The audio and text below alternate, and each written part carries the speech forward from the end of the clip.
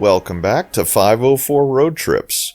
Today we're going out to the Mississippi Gulf Coast, but instead of taking I-10 or Highway 90 like we usually do, we're going to exit I-10 and take a back road that we've never been on before.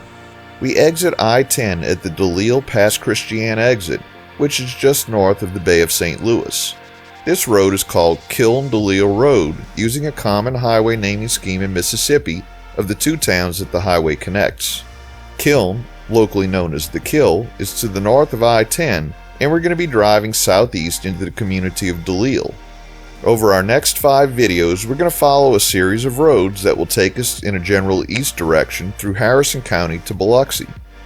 The first thing we see on the right-hand side is the Delisle manufacturing facility of the Chemours Company, a spin-off of the DuPont Company, known for manufacturing refrigerants such as Freon and other chemicals such as Teflon. This Delisle plant is the second largest producer of titanium dioxide in the world, a key component in some of the widest, brightest, and most efficient applications for architectural and durable automotive and aerospace coatings, plastics, laminates, and paper. This 2,600-acre facility was established in 1979 by DuPont, and 1,000 acres of the facility is reserved as a certified wildlife habitat.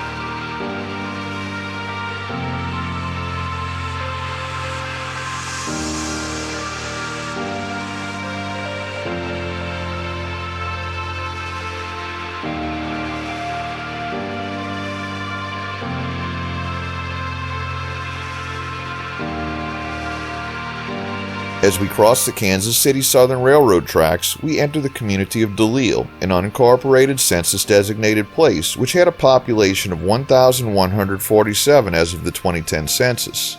In the late 17th century, Pierre Le Moyne d'Iberville established a French colony in the area. On d'Iberville's second trip to the Gulf in 1699, d'Iberville was accompanied by an accomplished royal cartographer, Comte Guillaume Delisle. During this expedition, they charted and named Bayou Portage, Bayou Arcadia, and Bayou Delisle. The early settlement was called La Rivière des Loups, Wolf River. The earliest verifiable records for the Delisle area show that Bartholomew Grelot was followed by his brother-in-law, Philippe Saucier, who received 2 Spanish land grants, one in the Bay St. Louis area recorded on August 27, 1781, followed in 1794 with a second tract that was situated on Bayou Delisle, adjacent to his brother-in-law Bartholomew Grelot. These early French settlers were soon joined by Jean-Baptiste Nicaise, Pierre Morin, Ramon Lizana, Chevalier Didot, Jean Cassibre, and Charles Ladner.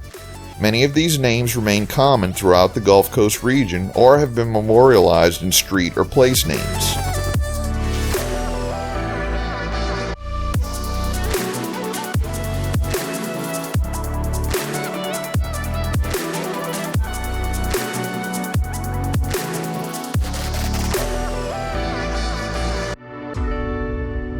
Just a reminder, if you haven't already, please hit that subscribe button and the bell beside it to be notified of when our new videos come out.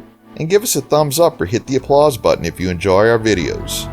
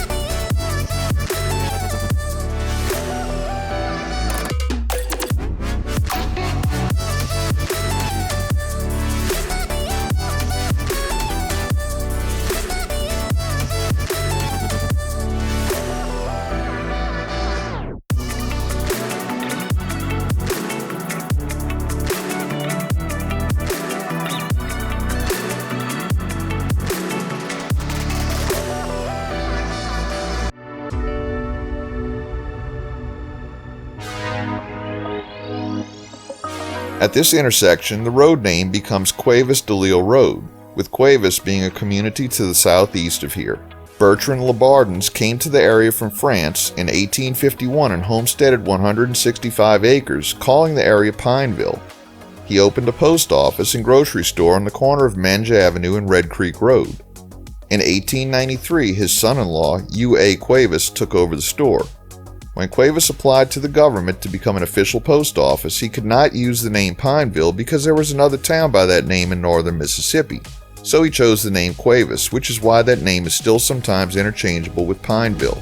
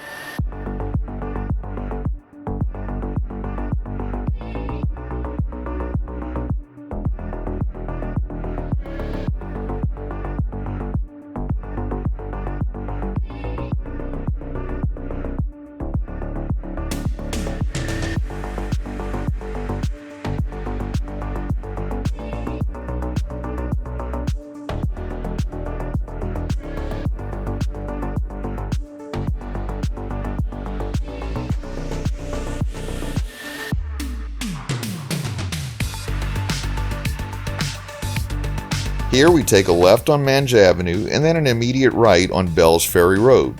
This road led to what was once a ferry that crossed the Wolf River.